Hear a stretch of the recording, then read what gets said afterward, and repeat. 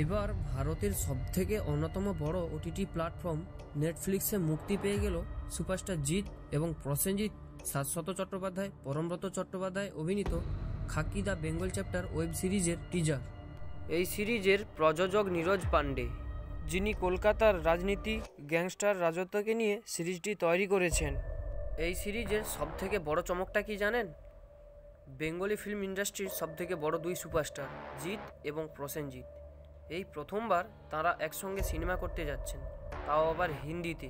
ইতিমধ্যেই সামনে এসেছে সিরিজের টিজারের শুরুটাই হচ্ছে হাওড়া ব্রিজ, কলকাতা শহরের এক টুকরো ঝলক দিয়ে।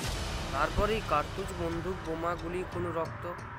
এন্ট্রি নিলেন একে একে জিৎ, প্রসেনজিৎ, চিত্রাঙ্গদা, শাশ্বত, পরমব্রত। টিজারে পুলিশের উর্দিতে দেখা গেল জিৎ, পরমব্রত ও মিঠুনের ছেলে মিম চক্রবর্তীকে।